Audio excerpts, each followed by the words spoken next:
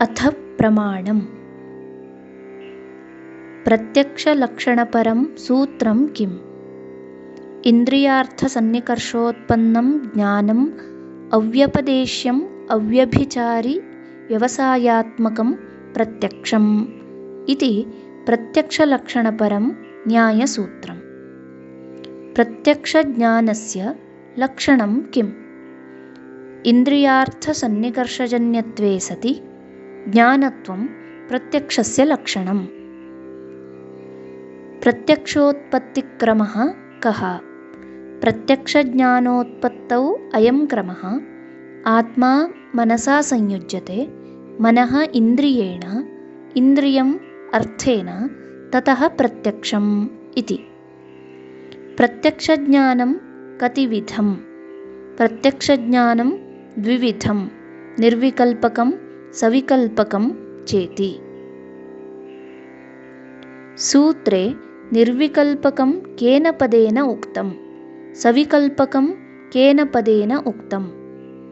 सूत्रे निर्विकल्पकम् अव्यपदेश्यमिति पदेन उक्तं, सविकल्पकञ्च व्यवसायात्मकम् इति पदेन उक्तम्। व्यपदेश्यं नाम किम्? व्यपदेशो नाम विशेषणम् उपलक्षणं वा नामजात्यादि तत्कर्म व्यपदेश्यं विशेष्यमिति यावत्।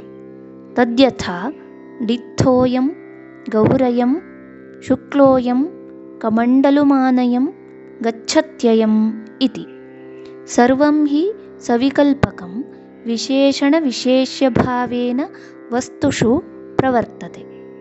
तद्यथा डित्थोऽयम् इति ज्ञाने डित्थः इति नामविशेषणं, गौरयम् इति ज्ञाने गोत्वजातिः विशेषणं, शुक्लोऽयम् इति ज्ञाने शुक्लरूपं गुणः विशेषणं, कमण्डलुमानयम् इति ज्ञाने कमण्डलुः द्रव्यं विशेषणं, गच्छत्ययम् इति ज्ञाने गमनं क्रियाविशेषणम्।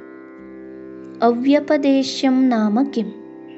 अविद्यमानं व्यपदेश्यं यस्मिन् तद् अव्यपदेश्यम्। जात्यादि स्वरूपावगाहि ज्ञानं, न तु जात्यादीनां मिथः विशेषणविशेष्य भावावगाहि। प्रत्यक्षप्रमालक्षणे विद्यमानानां दलानां किं प्रयोजनम्? इन्द्रियार्थसन्निकर्षजन्यत्वे सति अव्यभिचारित्वे सति ज्ञानत्वं प्रत्यक्षप्रमालक्षणम्। इन्द्रियार्थसन्निकर्षात् सुखदुःखे अपि भवतः, अतः सुखदुःखयोः अतिव्याप्तिव्युदासाय ज्ञानत्वमिति। भ्रमे अतिव्याप्तिव्युदासाय अव्यभिचारित्वमिति। तदभाववति तदप्रकारकत्वम् अव्यभिचारित्वं, तद्वति तत्प्रकारकत्वरूपम् अव्यभिचरितत्वं न निवेश्यते। तन्निवेशे निर्विकल्पके अव्याप्तिप्रसङ्गात्। अनुमित्यादौ अतिव्याप्तिव्युदासाय इन्द्रियार्थसन्निकर्षजन्यत्वमिति। प्रत्यक्षज्ञानजनने कारणानि कानि? प्रत्यक्षज्ञानजनने सन्ति बहूनि कारणानि। आत्ममनस्संयोगः, इन्द्रियमनस्संयोगः, विषयप्रकाशसंयोगः, विषयस्थं रूपं, विषयसंयोगिस्थं च रूपं, महत्त्वम्, अनेकद्रव्यवत्वम्, उद्भवसमाख्यातः संस्कारः, इन्द्रियार्थसम्बन्धः इति। प्रत्यक्षज्ञानहेतुः इन्द्रियार्थसन्निकर्षः कतिविधः? के च ते? प्रत्यक्षज्ञानहेतुः इन्द्रियार्थसन्निकर्षः षोडा भिद्यते: संयोगः, संयुक्तसमवायः, संयुक्तसमवेतसमवायः, समवायः, समवेतसमवायः, विशेष्यविशेषणभावश्चेति। केन इन्द्रियेण किं विषयकप्रत्यक्षजनने कः सन्निकर्षः हेतुः भवति दर्शयत। चक्षुस्त्वं मनोभिः द्रव्यप्रत्यक्षजनने संयोगसन्निकर्षः हेतुः। घ्राणरसनचक्षुस्त्वं मनोभिः द्रव्यसमवेतानां गुणजातीनां प्रत्यक्षजनने चक्षुस्त्वग्भ्यां क्रियाप्रत्यक्षजनने च संयुक्तसमवायसन्निकर्षः हेतुः। घ्राणरसनचक्षुस्त्वं मनोभिः द्रव्यसमवेतसमवेतजातीनां प्रत्यक्षजनने संयुक्तसमवेतसमवायसन्निकर्षः हेतुः। श्रोत्रेण शब्दप्रत्यक्षजनने समवायसन्निकर्षः हेतुः। श्रोत्रेण शब्दसमवेतजातीनां प्रत्यक्षजनने समवेतसमवायसन्निकर्षः हेतुः। घ्राणरसनचक्षुस्त्वक् श्रोत्रमनोभिः अभावप्रत्यक्षजनने विशेष्यविशेषणभावसन्निकर्षः हेतुः। प्रत्यक्षे इन्द्रियस्य व्यापारः कः? निर्विकल्पकप्रत्यक्षजनने इन्द्रियस्य सन्निकर्षः चरमभावी व्यापारः। सविकल्पकप्रत्यक्षजनने इन्द्रियस्य सन्निकर्षः निर्विकल्पकमपि व्यापारः। इत्थञ्च इन्द्रियसन्निकर्षः निर्विकल्पकम् उभयमपि प्रत्यक्षप्रमाणम्। व्यभिचारी ज्ञानं सोदाहरणं निरूपयत। मरीच्याम् इदं जलम् इति ज्ञानं व्यभिचारी। ग्रीष्मे मरीचयः भौमेन उष्मणा संसृष्टाः स्पन्दमानाः दूरस्थस्य चक्षुषा सन्निकृष्यन्ते। तत्र इन्द्रियार्थसन्निकर्षाद् इदम् उदकम् इति व्यभिचारिज्ञानम् उत्पद्यते। निर्विकल्पकसविकल्पकयोः किं प्रत्यक्षं भ्रान्तं न भवति? निर्विकल्पकं भ्रान्तं न भवति, किन्तु सविकल्पकं कदाचित् भ्रान्तं जायते। व्यभिचारिज्ञानं नाम किम्? अव्यभिचारिज्ञानं नाम किम्? लक्षणं दर्शयत। यद् अतस्मिन् तदिति तद्व्यभिचारिज्ञानं। यथा असर्पे अयं सर्पः इति ज्ञानं। यत्तु तस्मिन् तदिति तदव्यभिचारिज्ञानं। यथा सर्पे अयं सर्पः इति ज्ञानं। विज्ञानस्य व्यभिचारो न अर्थस्य। अत्र निरुक्तकाराणां वचनं किम्?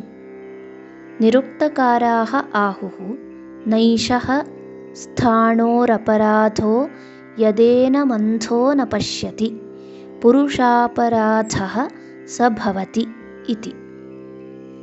सूत्रे अव्यभिचारीति प्रत्यक्षस्यैव विशेषणं न अनुमित्यादीनां। कुतः? प्रत्यक्ष अव्यभिचारेण प्रमाणानाम् अव्यभिचारः अस्तीति प्रत्यक्षस्यैव विशेषणम् अव्यभिचारिपदं चकार सूत्रकारः, न इतरेषां प्रमाणानाम्। न हि अस्ति सम्भवः तन्मूलं प्रत्यक्षम् अव्यभिचारि, तानि च व्यभिचारीणि इति। सोऽयं विशेषः प्रमाणान्तरेभ्यः प्रत्यक्षस्य। अनेकद्रव्यवत्वं नाम किम्? अनेकं द्रव्यम् आश्रयो यस्य तदनेकद्रव्यम्। तद् यस्य अस्ति तदनेकद्रव्यवत्। यथा अनेकः परमाणुः आश्रयः द्व्यणुकस्य, अतः द्व्यणुकम् अनेकद्रव्यम्। तद् आश्रयतया अस्ति त्रिणुकस्य, अतः त्रिणुकम् अनेकद्रव्यवत्। तस्य प्रत्यक्षञ्च भवति। प्रत्यक्षं प्रति महत्त्वेन अनेकद्रव्यवत्वम् अन्यथा सिद्धं भवितुं नार्हति। कुतः? प्रत्यक्षं प्रति महत्त्वेन अनेकद्रव्यवत्वम् अन्यथा सिद्धमिति न भवति।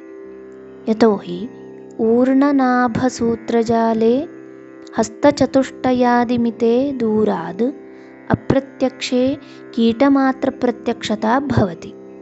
सा च अनेकद्रव्यवत्व उत्कर्षाधीनैव महत्वोत्कर्षस्य जाले विद्यमानत्वात्। सावयवद्रव्यस्य प्रत्यक्षजनने कति संयोगाः हेतवः भवन्ति। सावयवद्रव्यस्य प्रत्यक्षजनने संयोगचतुष्टयं हेतुः। तद्यथा इन्द्रियेण अर्थस्य संयोगः इन्द्रिय अवयवैः अर्थस्य, अर्थावयवैः इन्द्रियस्य, इन्द्रियावयवैः अर्थावयवानाम् इति। का नाम अनुमितिः? व्याप्तिविशिष्टलिङ्गवैशिष्ट्यावगाहिज्ञानजन्यं ज्ञानम् अनुमितिः। यथा वह्निव्याप्य धूमवान् पर्वतः इत्याकारकात् वह्निव्याप्तिविशिष्टधूमवैशिष्ट्यावगाहिज्ञानात् जायमानं पर्वतो वह्निमान् इत्याकारकं ज्ञानम्। अनुमित्युत्पत्तौ कारणानि कानि? अनुमित्युत्पत्तौ सन्ति नैकानि कारणानि। व्याप्तिविशिष्टलिङ्गवैशिष्ट्यावगाहिनिश्चयः, बाधनिश्चयाभावः, सत्प्रतिपक्षनिश्चयाभावः, साध्यसिद्ध्यभावः इति। अनुमित्युत्पत्तिक्रमं दर्शयत। महानसादौ भूयो भूयः वह्निधूमयोः साहचर्यदर्शनेन व्याप्तिनिश्चयः अनुभवात्मकः जायते। यत्र यत्र धूमः तत्र तत्र वह्निः इति। तस्मात् व्याप्त्यनुभवात् व्याप्तिसंस्कारः जायते। तेन कालान्तरे पर्वते धूमदर्शनेन च व्याप्तिस्मरणम् उत्पद्यते। ततः पर्वतः वह्निव्याप्य धूमवान् इति निश्चयः परामर्शः जायते। तस्मात् पर्वतः वह्निमान् इति अनुमितिः उत्पद्यते। तृतीयलिङ्गदर्शनं किं? स्पष्टयत। परामर्शः तृतीयलिङ्गदर्शनम् इत्युच्यते। तथा हि लिङ्गलिङ्गिसम्बन्धदर्शनम् आद्यं प्रत्यक्षं वह्निव्याप्यः धूमः इति। लिङ्गदर्शनं द्वितीयं धूमवान् पर्वतः इति। बुभुत्सावतः द्वितीयात् लिङ्गदर्शनात् संस्कार अभिव्यक्त्युत्तरकालं स्मृतिः, स्मृत्यनन्तरञ्च पुनर्लिङ्गदर्शनं वह्निव्याप्य धूमवान् पर्वतः इति। अनुमित्युत्पत्तौ कति कार्यकारणभावाः सन्ति? ते च के? अनुमित्युत्पत्तिप्रक्रियायां 6 कार्यकारणभावाः सन्ति। व्याप्तिसंस्कारं प्रति व्याप्त्यनुभवः कारणं, व्याप्तिस्मरणं प्रति व्याप्तिसंस्कारः कारणं, व्याप्तिस्मरणं प्रति व्याप्तिसंस्कारद्वारा व्याप्त्यनुभवः कारणं, व्याप्तिस्मरणं प्रति उद्बोधकविधया पक्षधर्मताज्ञानं कारणं, विशिष्टवैशिष्ट्यावगाहि परामर्शं प्रति व्याप्तिस्मरणं विशेषणतावच्छेदकप्रकारकनिश्चयविधया कारणम्, अनुमितिं प्रति परामर्शः कारणम् इति 6 कार्यकारणभावाः। साध्यवद्वृत्तित्वे सति साध्यवदन्य अवृत्तित्वम् इति व्याप्तिलक्षणं। यथा वह्निमन्महानसादिवृत्तित्वे सति वह्निमदन्यनदीसमुद्राद्यवृत्तित्वं वह्निव्याप्तिः धूमे समन्वेति। हेतुव्यापकसाध्यवद्वृत्तित्वम् इत्यपि व्याप्तिलक्षणं। यथा धूमव्यापकवह्निमन्महानसादिवृत्तित्वं वह्निव्याप्तिः धूमे समन्वेति। कीदृशः हेतुः पक्षे साध्यं साधयितुं समर्थो भवति। पञ्चभिः लक्षणैः उपेतः हेतुः साध्यसाधनक्षमो भवति।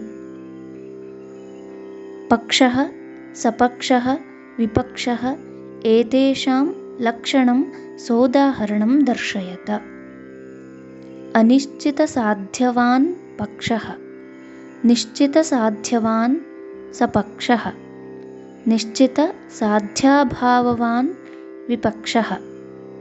यथा पर्वतो वह्निमान् धूमात् इत्यत्र पर्वतः पक्षः, यतोहि पर्वते वह्निः न निश्चितः, निश्चेतव्यः।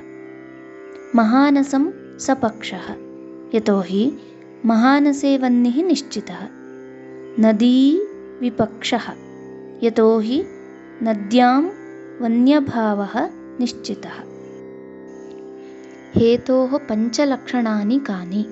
सोदाहरणं दर्शयत। पक्षधर्मत्वं, सपक्षसत्वं, विपक्षासत्वं, अबाधितत्वम्, असत्प्रतिपक्षितत्वम् इति हेतोः पञ्चलक्षणानि। पक्षधर्मत्वं पक्षे वर्तनं, सपक्षसत्वं सपक्षे वर्तनं, विपक्ष असत्वं विपक्षे अवर्तनम्, अबाधितत्वं साध्याभावबोधकस्य प्रत्यक्षस्य शब्दप्रमाणस्य च विरहः, असत्प्रतिपक्षितत्वं साध्याभावबोधकस्य अनुमानस्य विरहः। पर्वतो वह्निमान् धूमात् इत्यत्र हेतौ धूमे इमानि पञ्चलक्षणानि भवन्ति। तथा हि धूमस्य पर्वतवृत्तित्वं, महानसवृत्तित्वं, नदीसमुद्राद्यवृत्तित्वम् अस्ति। किञ्च पर्वते वह्न्यभावबोधकं प्रत्यक्षप्रमाणं शब्दप्रमाणञ्च नास्ति, लिङ्गमपि नास्ति। अयं देशः भविष्यद्वृष्टिमान् इत्याकारक अनुमितिं प्रति किमाकारकः परामर्शः कारणम्? अयं देशः भविष्यद्वृष्टिमान् इत्याकारक अनुमितिं प्रति अयं देशः भविष्यद्वृष्टिव्याप्य उन्नतमेघवान् इत्याकारकः परामर्शः कारणम्। अयं देशः उन्नतमेघवान् इत्याकारकात् पक्षधर्मताज्ञानात् किमाकारकं व्याप्तिस्मरणं जायते। अयं देशः उन्नतमेघवान् इत्याकारकात् पक्षधर्मताज्ञानात् उन्नतमेघः भविष्यद्वृष्टिव्याप्यः इत्याकारकं व्याप्तिस्मरणं जायते इति।